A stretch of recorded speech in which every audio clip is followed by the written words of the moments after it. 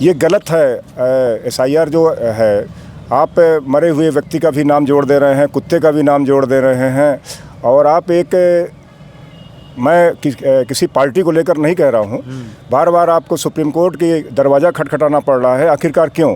जब चुनाव के 3 महीने रह गए हैं तो आपको एक लक्ष्य बनाना चाहिए, तैयारी पहले से करना चाहिए। अब चुनाव तेजस्वी यादव का नहीं समर्थन कर रहा हूँ। तेजस्वी यादव का उन्होंने जो बात उठाई कि बात वो भी एथेंटिक उठाते, परंतु जब उनको मालूम था नागरिकता है तो उनको पहले से होना चाहिए। आंदोलन करके पहले तो इनको बैठ के बुलाई गई थी आपस में सहमत लेने के लिए। ये लोग विपक्षी पार्टी शायद उसमें भागीदारी नहीं निभाई उन्होंने। हम इस समय इलाहाबाद हाई कोर्ट में खड़े हुए हैं। हमारे साथ राजेश खरे जी हैं जिनसे हम बातें करेंगे, और वाइस प्रेसिडेंट है, सीनियर वाइस प्रेसिडेंट है इलाहाबाद उच्च न्यायालय के। उनसे हम बातें करेंगे एसआईआर को लेकर के। बिहार में नागरिकता प्रमाण पत्र जिस तरह से हो रहा है, कुत्ते तक को नागरिकता मिल गई है, क्या कहेंगे इस पर? आपने मुझे बुलाया और इसमें शामिल किया एसआईआर में। मैं बताना चाहता हम लोगों को तो सूचना इलेक्ट्रॉनिक मीडिया के माध्यम से, न्यूज़ के माध्यम से मिल रही है।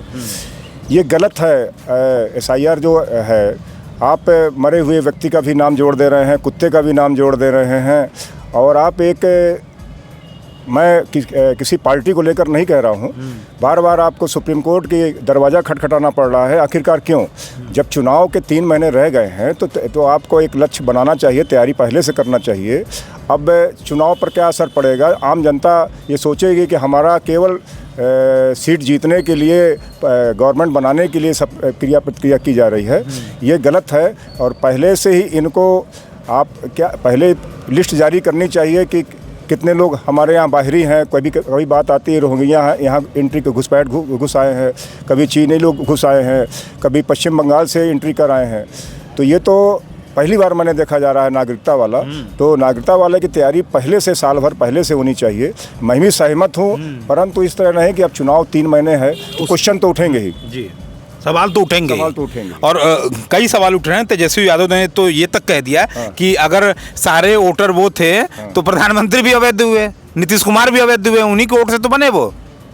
हाँ, ये बात सही है, परंतु मैं नीतीश कुमार जी का, तेजस्वी यादव का नहीं समर्थन कर रहा हूँ। तेजस्वी यादव का उन्होंने जो बात उठाई कि बात वो भी एथेंटिक उठाते, परंतु जब उनको मालूम था नागरिकता है तो उनको पहले से होना चाहिए। आंदोलन करके पहले तो इनको बैठ के बुलाई गई थी आपस में सहमत लेने के लिए।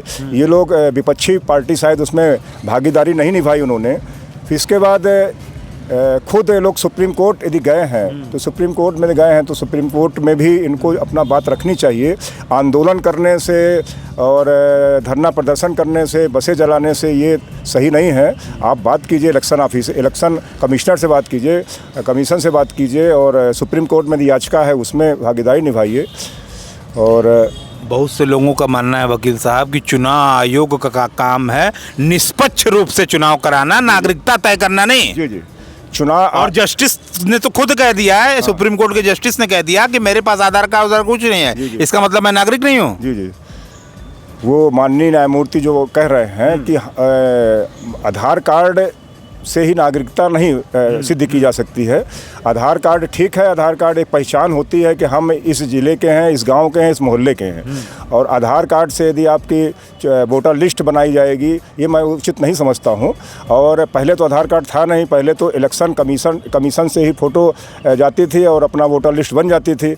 अब यदि वो सही तरीके से यदि किया जा रहा है तो उसको यदि चुनाव यदि बढ़ाना पड़ जाए 6 महीने और, तो 6 महीने बढ़ा दे चुनाव को। कायदे से सभी मतदाता जो वहाँ के रहने वाले हैं उनका सबका उसमें वोटर लिस्ट में नाम आना चाहिए। ये नहीं कि चुनाव का मतलब होता है निष्पक्षता, कि निष्पक्ष चुनाव होना चाहिए, और ना धर्म से, न जात से, न क्षेत्र से। एसआईआर पे क्या कहेंगे? आखिरी सवाल, क्या आपकी राय है? हमारी राय ये है, क्या ये सुनियोजित तरीके से हुआ है? क्योंकि चुनाव में 3 महीने बाकी है। अगर ये होना ही था तो 1 साल पहले से हो जाना चाहिए था, 2 साल पहले होना था। अचानक चुनाव के समय में ऐसा क्यों हुआ? ये क्वेश्चन तो उठेंगे ही। आपने चुनाव के 6 महीने पहले से किया। ये इतना बड़ा बिहार, उत्तर प्रदेश के बाद जनसंख्या में बिहार ही आता है।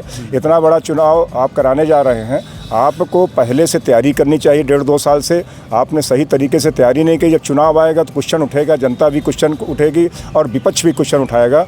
मेरी सरकार से, चुनाव आयोग से मांग है कि आप यदि चुनाव 6 महीना बढ़ जाए, 6 महीना पूरी तैयारी से चुनाव, निष्पक्ष चुनाव कराएं। यदि आपने SIR लागू ही करनी है उस आधार पर, तो 6-7 महीने बढ़ा के तब चुनाव कराएं।